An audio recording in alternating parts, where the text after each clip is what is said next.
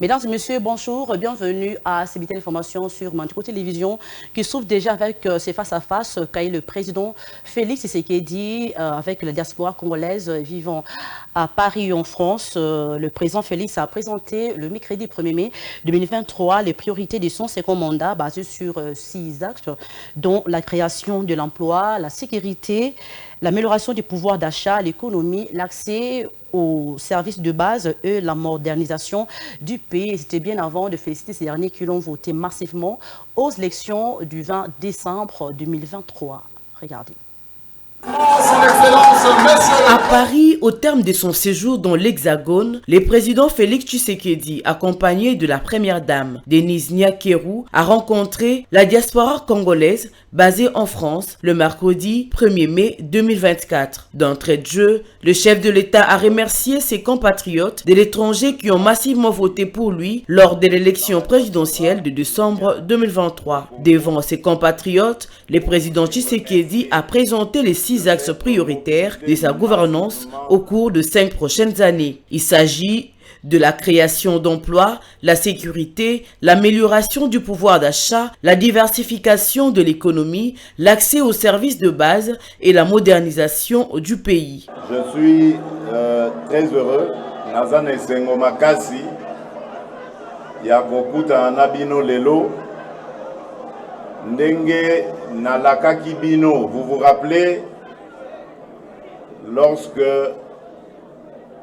Tokendeki na Maponomi, j'avais promis que je passerai partout où se trouvent nos compatriotes, que ce soit ici, dans la diaspora ou bien au Congo, pour les remercier de s'être mobilisés massivement et d'avoir massivement voté pour moi.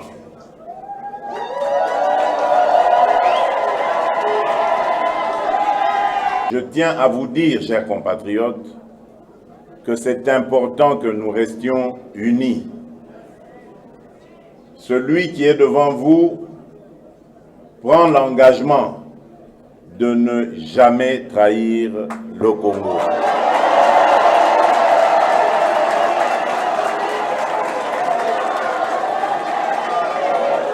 Je mettrai toute mon énergie, toute ma détermination à défendre mes compatriotes où qu'ils soient et dans tout ce qu'ils font. Voilà pourquoi j'attire votre attention sur le fait que plus nous serons nombreux et plus nous serons unis, l'ennemi ne passera pas. Le chef de l'État a en outre présenté devant ses Congolais de la France son ambitieux programme de développement local des 145 territoires censé réduire les disparités entre les centres ruraux et urbains. Cette rencontre à Paris a permis au président de la République de répondre directement à sa diaspora sur la question de la double nationalité. Plusieurs sujets. Un groupe de structures de la société civile de la ville de Tshikapa dans la province du Kasaï dénonce ce qu'il qualifie de hold-up électoral qui a caractérisé les élections des sénateurs dans cette partie de la République démocratique du Congo le lundi 29 avril 2024. Suivez. À l'issue des élections des gouverneurs et sénateurs organisées le 29 avril dernier dans la province du Kasaï, 4 sénateurs ont été élus, dont Joseph Ngalamouloumé 6 voix, Clément Mouya 5 voix, Évariste Bochab 3 voix et Gaston Collet 3 voix. Pour la société civile, ces élections ne sont pas à considérer eu égard à la gravité des indices de détournement signalés. La société civile, par son président Guy Kaembe, appelle le président de la commission électorale nationale indépendante, Denis Kadima, à annuler ces élections sénatoriales. Relatant les faits, il explique que les députés provinciaux ont été ordonnés de quitter la salle pour ensuite revenir un par un ou par groupe de 2 électeurs pour voter et ressortir. Les médias n'y avaient pas accès. Les agents de la CENI sont restés seuls dans la salle pour le dépouillement. Ils sont ensuite ressortis, puis escortés par la police sans aucune communication. Selon lui, le président de la centrale électorale doit revoir ce qui s'est passé au Kasaï et une enquête judiciaire est impérative. Ces structures dénoncent également le comportement malveillant de certains députés provinciaux qui, selon eux, se sont fait utiliser de manière maladroite par certains candidats actuellement élus au sénatorial.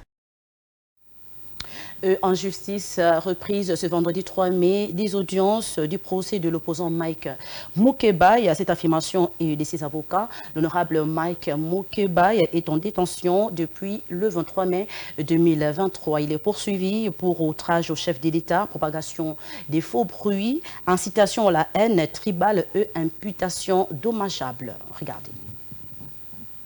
Les avocats de l'honorable Mike Moukebaye Nkosso annoncent la reprise ce 3 mai du procès de leur client. Le député national Mike Moukebaye avait été placé sous mandat d'arrêt provisoire et conduit à la prison centrale de Makala le mardi 23 mai 2023. Ces cadres du parti politique Ensemble pour la République est jugé devant la cour d'appel de Kinshasa-Gombe pour outrage au chef de l'État, propagation de faux bruits, incitation à la haine tribale et imputation dommageable. L'opposant est jugé en procédure de flagrance à la suite de ses propos tenus sur la chaîne CML 13 le samedi 20 mai après la marche de l'opposition. Il était enlevé dimanche 21 mai devant sa parcelle avant d'être détenu au quartier général de la police judiciaire à Kinshasa.